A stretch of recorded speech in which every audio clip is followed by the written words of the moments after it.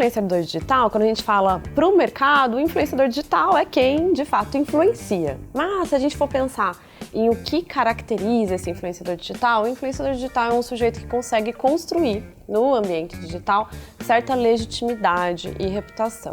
Então, o influenciador digital está muito relacionado a alguma competência, alguma habilidade que ele tem e aquilo coloca num lugar de diferenciação na rede. Mas hoje é muito difícil, quando a gente consome, né, conseguir diferenciar o que tornou esse influenciador influente, né?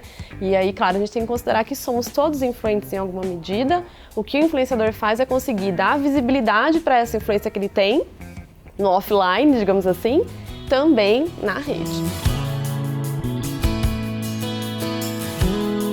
Eu comecei há 5 anos com uma ex-namorada minha. Eu queria expor na internet meu relacionamento, para mostrar a realidade do relacionamento homossexual, como que é, entendeu? Eu via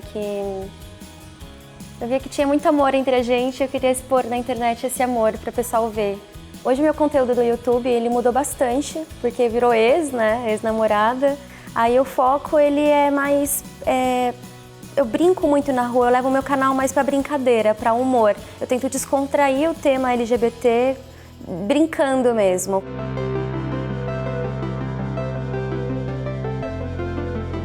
Quando a gente fala em contexto, assim, os influenciadores não surgem do nada.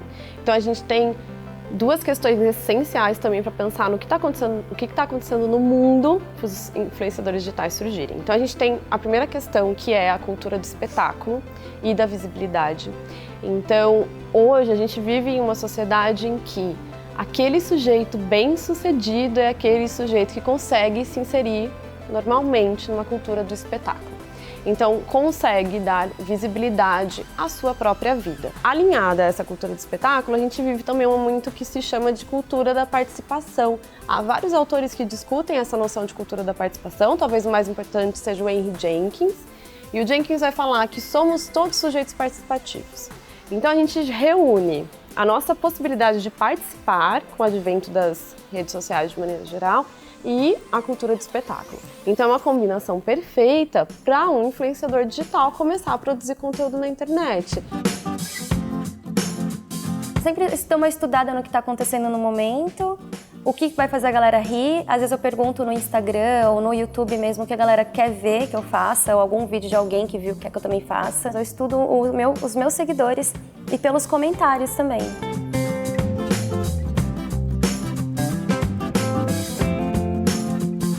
Tem um momento na atuação dos influenciadores digitais que é, primeiro, o influenciador digital. Lá atrás, o influenciador era o blogueiro, que a gente conhece, né? O blogueiro, a blogueira de moda, era esse o nome que eles tinham. E os blogueiros, eles blogavam, ou seja, escreviam blogs, posts em blogs, porque eles tinham esse desejo de compartilhar. Nesse momento, tinha uma motivação que era muito íntima de compartilhar com o outro, de construir uma comunidade. Não tinha nenhum atravessamento de marca nessa relação. Quando é que isso surge? Aquele desejo de só compartilhar começa a tomar proporções assustadoras. Então aquela blogueira de moda, e as blogueiras de moda são super importantes porque elas inauguraram esse modelo de negócio que a gente vê hoje com os influenciadores digitais. Então as blogueiras de moda começaram, por exemplo, a serem convidadas para desfiles e sentar do lado de jornalistas de revistas importantes de moda. Então a gente vê uma mudança aí no mercado da comunicação. E por que essa blogueira estava ali sentada naquele lugar? Porque de alguma forma ela conseguiu construir legitimidade entre as pessoas que a acompanhavam no blog. E aí para as marcas isso é muito sintomático, né? Revela que aquela pessoa tem tanta influência quanto, por exemplo, a mídia tradicional, naquele momento. Essa aqui foi a primeira capa de revista com uma blogueira de moda, em 2013. Na época ainda se chamava de blogueira mesmo, então foi a primeira capa, foi muito significativa. A primeira relação assim, entre a mídia tradicional e os blogs e o digital, então a primeira capa lá em 2013.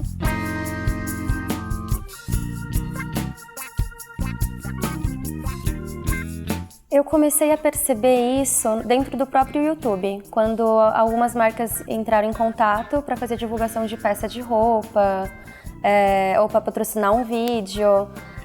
Foi ali que eu comecei a perceber que dava para ser um negócio. Depois entrou o Instagram e aí eu vi que fecha algumas campanhas com o Instagram também, né? Chega a fechar mais campanha dentro da plataforma do Instagram do que do YouTube, eu sinto, assim. Uns jobs mais rápidos do Insta do que do YouTube. O YouTube, ele é um pouco mais... é um contrato maior.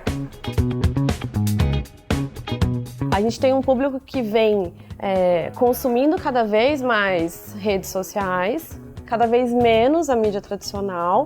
A gente ainda não está num dado de superar a mídia tradicional. A mídia tradicional no Brasil ainda é muito forte, mas a gente tem um público que migra muito para o digital e esse público precisa ser cativado pelas marcas. E os influenciadores são um bom meio de campo nesse processo todo.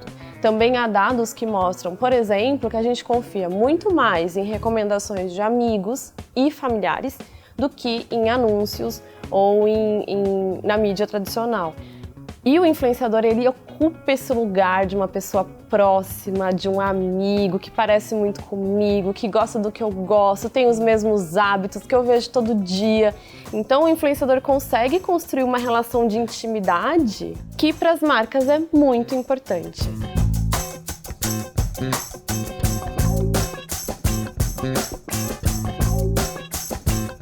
A Altai foi lançada há mais ou menos 2 anos e meio atrás e foi numa carência de mercado que a gente não via muitas marcas de meia e a gente tem muito contato com influenciadores, então a gente viu uma oportunidade de mercado e uma oportunidade de divulgação ao mesmo tempo.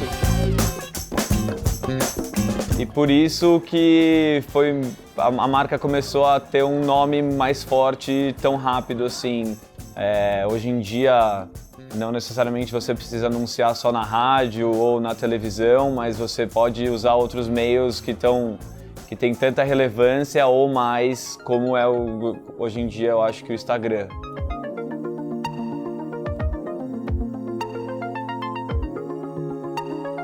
Os influenciadores, antes, eles de fato eram amadores produzindo conteúdo. Então, amadores produzindo, filmando, gravando, escrevendo. Hoje, os influenciadores digitais são profissionais. Esses influenciadores digitais construíram um mercado ao seu redor.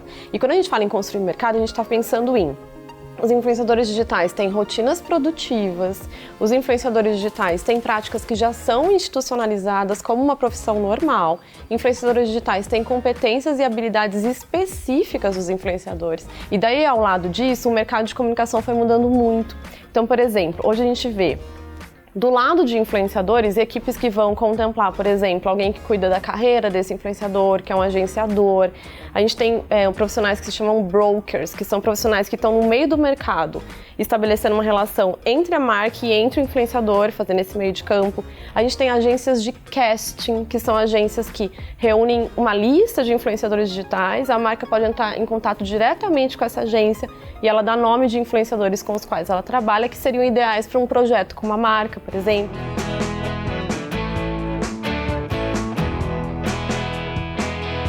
A Squid, a gente nasceu como uma empresa de tecnologia que é referência quando se fala de marketing de influência. A gente ajuda as marcas a se conectarem com influenciadores, a gente cria projeto personalizado para elas. A gente fundou a Squid no finalzinho de 2014, comecinho de 2015, somos 2 engenheiros civis, a gente não é do mercado, só que a gente via e sentia uma necessidade de uma comunicação mais autêntica, uma relação mais profunda entre as marcas e as pessoas. Então, isso surgiu quando a gente estava lendo um livro de um caso da marca inglesa, que em 2009 eles foram lançar o e-commerce deles, só que ao invés de usar fotos de modelos e de atrizes, eles incentivaram que os consumidores postassem, usassem, mandassem as fotos usando os produtos. E o e-commerce foi para o ar só com fotos dos clientes de verdade. Então isso foi um case muito grande em 2009 da marca e a gente entendeu que existe uma tendência para que as marcas humanizassem a comunicação delas através dos próprios fãs. É muito mais verdade do que você trabalhar com uma pessoa que não representa aquela marca. A gente se classifica como uma empresa especialista que ajuda as marcas a criar esses projetos personalizados para trabalhar com influenciadores. Onde que eu tenho a tecnologia que a gente automatiza todos os processos e eu tenho um time hoje de mais de 50 pessoas que faz esse gerenciamento entre as marcas e os influenciadores. Então, a gente vem crescendo bastante. A gente já lançou mais de 1.500 campanhas nesses 4 anos, ativamos mais de 5.000 influenciadores. Isso mostra a força que o mercado está buscando uma alternativa de trabalhar com influenciadores. Como a gente já está com quase 5 anos, a gente fez uma relação muito grande com as agências de publicidade que têm o contato e o contrato das marcas. Então, muitas vezes as agências contratam o Squid, por exemplo, eu quero trabalhar com 50 micro-influenciadoras de São Paulo que falam sobre gastronomia para lançar um produto vegano, por exemplo. Então, as agências, como não é o core dela, como que ela vai entrar em contato com as pessoas? Ela não tem o telefone, não tem o e-mail desses influenciadores. Então, ela contrata a Squid com que a gente consiga identificar quem são essas pessoas, que a gente entre em contato, mande o contrato, faça o pagamento da parte legal e contábil, fica com a Squid também. Hoje eu estou numa agência. Tem marca que entra em contato com a agência, mas eu gosto muito de também analisar algumas marcas e ir atrás de campanha. Aí eu tenho uma assessoria que eu falo, olha, eu gostei dessa marca aqui, quero muito tentar fechar com essa marca. Tem marca que eu vou mesmo porque me representa meus seguidores. Então, às vezes, o influenciador tem essa liberdade de ir atrás. Há muitas tipologias para falar de influenciadores digitais. Talvez a mais comum seja a diferença do micro-influenciador e o influenciador celebridade.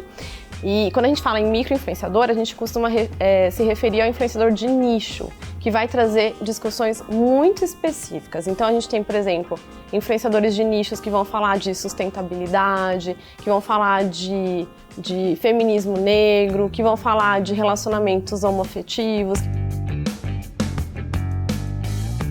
Então, por exemplo, tem um digital influencer que ele foca em moda. Ela só tá falando sobre isso e as pessoas estão seguindo ela por causa disso, porque ela fala sobre moda. Então, a gente, como vende vestuário, vende acessórios de moda, a gente tá falando com um público muito nichado e isso faz com que seja melhor pra gente e às vezes num valor muito mais barato do que outros meios de divulgação.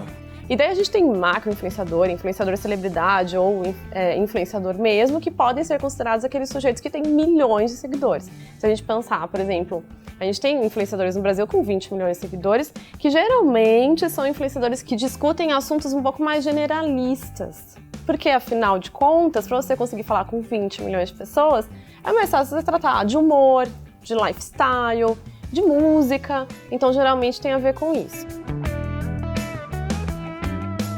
A gente nasceu não trabalhando com os grandes nomes, com os grandes influenciadores, a gente foi muito focado em pessoas menores, que tenham até 100 mil seguidores, que é a classificação dos micro-influenciadores segundo a Squid, que a gente ativa não uma pessoa para uma campanha, mas a gente ativa 10, 20, 50, 100 pessoas para uma mesma campanha, que vai durar, por exemplo, um mês.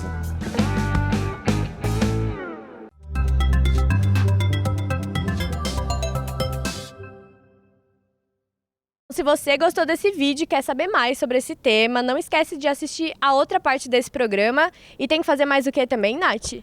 Curtir, compartilhar, comentar e ativar o sininho.